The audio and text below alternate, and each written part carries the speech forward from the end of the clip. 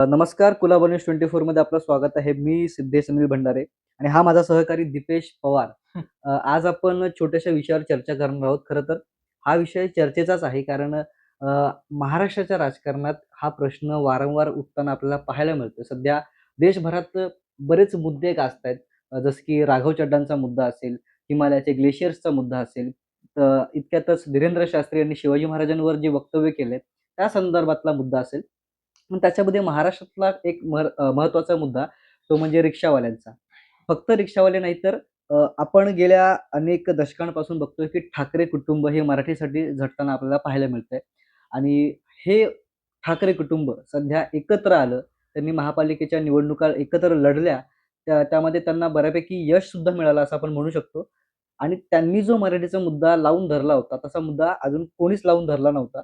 आणि एकूणच त्यांनी अशी एक भूमिका स्वतःची तयार केली होती, की आम्ही मराठीसाठी काम करणारे नेते आहोत आणि जे भाजप आहेत किंवा जे महायुतीतले जे पक्ष आहेत ते अमराठी म्हणजे मराठी विरोधक आहेत, असा सुद्धा त्यांनी एक चित्र त्यांनी तयार केल्याचं आपल्याला पाहायला मिळालं होतं.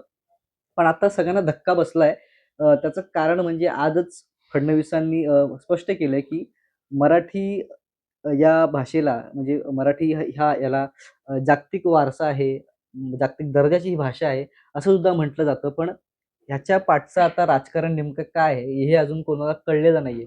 म्हणजे मनसेसारखा पक्ष जर भूमिका घेतो, त्याच्यामध्ये आता भाजप मराठीच्या मुद्द्यावर जर उडी मारते, तर यात नेमकं काय राजकारण असेल? तुला काय वाटतं असं? राजकारण म्हणजे म्हणायला गेलं तर जेव्हा प्रताप सरनाईकांनी ही घोषणा केली, हं, की की सगळ्या टॅक्सी रिक्षा चालकांना मराठी लिहिता, वाचता, बोलता आली पाहिजे आणि हं, यावर अगदी 1 मे पासून कडक अंमलबजावणी होणार आहे. तर यावर एक आता म्हणायला गेलं तर आपण सरनाईक जे आहेत ते शिंदे गटाचे आहेत. हं, बरोबर, परिवहन मंत्री. तर त्यांनी ही घोषणा केल्यानंतर एखादा सोबतचा मित्रपक्ष काही बोलतच नव्हता आतापर्यंत. हं, आणि मराठीचा मुद्दा जो आहे ते फक्त 2 पक्ष मोस्टली असे उचलून धरत होते. हं. ठाकरे कुटुंब. ठाकरे कुटुंब अख्खं. आणि तर त्यामुळे आपण बघू शकतो, की एक मित्रपक्ष काहीतरी बोलला पाहिजे आणि इतक्या दिवसापासून हं, आपण ज्यासाठी थांबलेलो, तर त्या हिशोबाने आता नेमकी फडणवीसांनी जी काही ती त्यांची भूमिका, त्यांच्या पक्षाची भूमिका हं. मांडलेली आहे. हं. पण याच्यामध्ये आपला सध्याचा मुद्दा असा होतोय, की शिंदे गट म्हणजे जसं तू आता प्रताप सरनाईकांचं नाव घेतलं. प्रताप सरनाईक हे शिंदे गटाचे नेते आहेत हं. आणि हे वरच्या फळीतले नेते आहेत. ते पूर्वीपासून शिवसेनेत आहेत. शिंदेसोबत काम करतायत. पण बरोबर. शिंदे गटाने अजून सुद्धा मराठीच्या या मुद्द्यावर भूमिका घेतलेली नाहीये. व्हेअरएज निर्णय हा त्यांचाच आहे. रिक्षावाल्यांना मराठी बोलता यावं. रिक्षावाल्यांनी जर मराठी बोललं नाही, तर त्यांचं लायसन्स रद्द केलं जाईल. हा जो मुद्दा आहे, हा शिवसेना शिंदे गटाने अंमलात आणलेला आहे. 1 मे पासून त्याचा जी-आर सुद्धा जारी होणार आहे.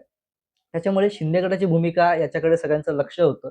पण एक खंत आपण म्हणू शकतो, की मनसे असेल किंवा ठाकरे कुटुंब म्हणा, हे नेहमी मराठीच्या मुद्द्यावर भांडत असतातच, पुढे येत असतातच. जसं की मनसेचं आपण बघतोय, की सध्या मराठीच्या मुद्द्यावर या अमराठी रिक्षावाल्यांविरुद्ध मनसे बऱ्याचदा पुढे येताना आपल्याला पाहायला मिळते. मनसेंनी बरेच आंदोलनं केली. मनसेकडनं बऱ्याच प्रतिक्रिया सुद्धा आलेल्या आहेत. ते सुद्धा कुठे ना कुठे या राजकारणाला समजून घेण्याचा आता सध्या प्रयत्न करतायत. जी काही फडणवीसांनी आज भूमिका मांडली किंवा जी काही भाजपची गेल्या इतक्या दशकांपासून जी भूमिका आहे आणि अचानक मराठीसाठीचं त्यांचं प्रेम हे कुठेतरी खटकणारे आहे असं मनसेला वाटत असावं असं मला वाटतं. पण त्याच्यामध्ये शिंदे गटाची जी भूमिका आहे ती अजूनपर्यंत पुढे का आलेली नाही?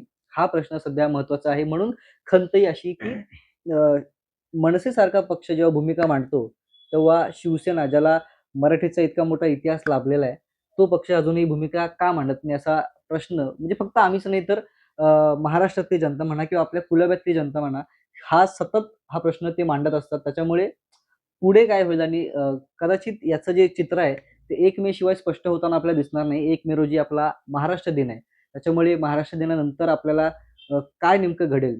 रिक्षावाल्यांचं आंदोलन होईल त्याच्यावर मनसे, शिवसेना, शिंदे गट, अ, उभाठा, राष्ट्रवादी, भाजप या सगळ्या पक्षांच्या प्रतिक्रिया जेव्हा येतील, तेव्हा आपल्याला कळेल की याच्या पाठचं नेमकं राजकारण काय आहे आणि मराठीचा मुद्दा हा किती लांब जाणार, हे तेव्हाच आपल्याला स्पष्ट होईल. सध्या आपण इथेच थांबूयात. तुमची काही मतं असतील यावर, तुम्हाला यावर काय वाटतं? मनसेच्या भूमिकेवर तुम्हाला काय वाटतं? शिंदे गटाने अजूनही कोणती भूमिका घेतलेली नाहीये, त्याच्यावर तुम्हाला काय वाटतं? भाजपच्या भूमिकेवर तुम्हाला काय वाटतं? एकूण मराठीच्या या संपूर्ण मुद्द्यावर तुम्हाला काय वाटतं? हे आम्हाला कमेंट सेक्शनमध्ये नक्की सांगा. पाहत रहा कुळाबा न्यूज 24.